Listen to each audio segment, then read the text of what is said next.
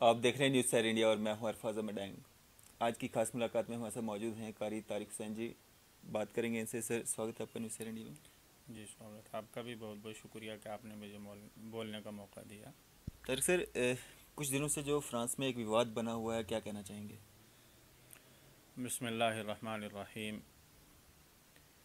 इस वक्त पूरी दुनिया के अंदर मुसलमानों के जो हालात हैं उसको देखते हुए अगर हम पूरी दुनिया के ऊपर नज़र उठाएं तो हालात बड़े अजीब हैं। कहीं मुसलमानों को दहशतगर्द कहा जाता है, कहीं मुसलमानों को फितनाबाज कहा जाता है, कहीं कुछ कहा जाता है।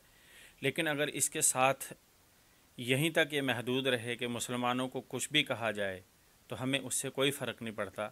लेकिन जब इससे बढ़ के हमारे नबी आक़ाए दो जहां सल्लल्लाहु अलैहि वसल्लम की शान में या कुरान करीम की या अल्लाह की या नबी की तौहीन कहीं की जाती है तो फिर इस वक्त मुसलमानों के ऊपर यह फ़र्ज़ बनता है कि मुसलमान उसका जवाब दें।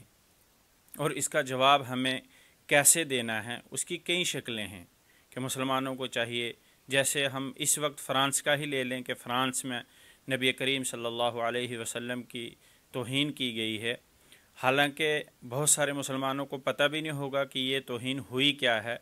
असल में ये लंबा वाक़या है कि 2015 में भी हुज़ूर सल्लल्लाहु अलैहि वसल्लम के खाके जो हैं वो बनाए गए थे। वो फ़्रांस का एक पेपर है, उसी में ये छपे थे और उसी के ऊपर आज तक ये उसी खाकों के ऊपर चल रही है। उस 15 से लेके आज तक में ये 2-3 बार हो गया। इस वक्त फिर से उन्हीं खाकों को लेके फ़्रांस में फिर वहाँ का जो सदर है फ़्रांस का, उसने नबी करीम सल्लल्लाहु अलैहि वसल्लम के उन खाकों के ऊपर दोबारा से यानी कुछ बयानबाजी की है। पहले सबसे हम उसकी कड़ी मसम्मत करते हैं और यानी इसको बहुत शर्मनाक बताते हैं कि एक इतने बड़े मुल्क का सदर और फिर वो किसी एक ख़ास मज़हब को टारगेट करे और मज़हब के नाम पे किसी एक ख़ास इंसान यानी जो मज़हब का रहनुमा बड़ा हो उसको टारगेट करे। ये बड़ी शर्म की बात है, क्योंकि ऐसा करना ऐसे बड़े ज़िम्मेदार आदमी का ये तो है ही।